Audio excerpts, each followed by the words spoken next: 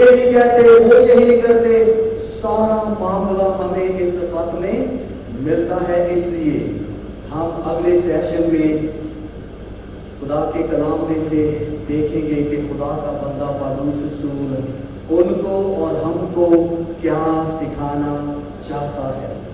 پالوس رسول کا دل، جنہوں کہتے ہیں نا پنجابی جو بڑا بڑا کلیجہ سی، وہ دل توڑنے والا بندہ تھا۔ وہ اپنی جان پر جو بوجھ اور کلیسیوں کے دکھ اور سوال رکھتا تھا، وہ اس کے بارے میں کہتا ہے کہ مجھے رات بھر کیا رہتی ہے، کلیسیوں کی فکر رہتی ہے۔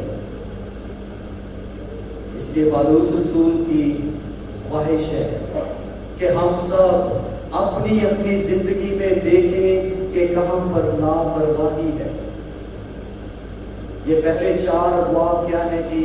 اسی بات کو ہم سیکھیں گے کہ ہمیں جاگنے کی ضرورت ہے، ہمیں شعور کو جاننے کی ضرورت ہے۔ اگر ہمارے ضمیر میں کسی بات نے کوئی ایسا مقام بنا لیا ہے تو اس مقام کو ڈھانے کی ضرورت ہے۔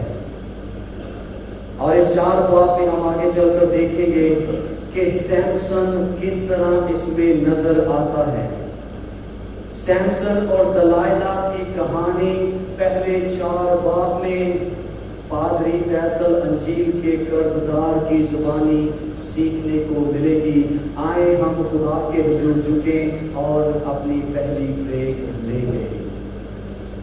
خدا باپ تیرا شکر کرتا ہوں تیرے کلام کے لیے، تیرے کلام کی سچائی کے لیے جو بے تاثیر نہیں لوٹتی، آئے ہوئے تمام خادموں کے لیے خدا تیری تعریف کرتا ہوں۔ ایک ایک اپنے بندہ کو خدا جو تیرے نام سے کہلاتے ہیں، جہاں کہیں پر تو نے جس چراغ میں خدا اپنا فرشتہ بنا کر مقرر کیا ہے کہ تیرے پیغمبر ہو کر خدا تیرے پیغام دینے والے خدا بندے بن کر اپنے اس چراغ دان میں ایمانداری سے خدمت کو انجام دیں۔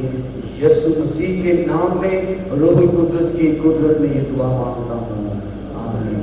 یسوع مسیح کے نام کی، یسوع کے رسول کا تعلیم ہے۔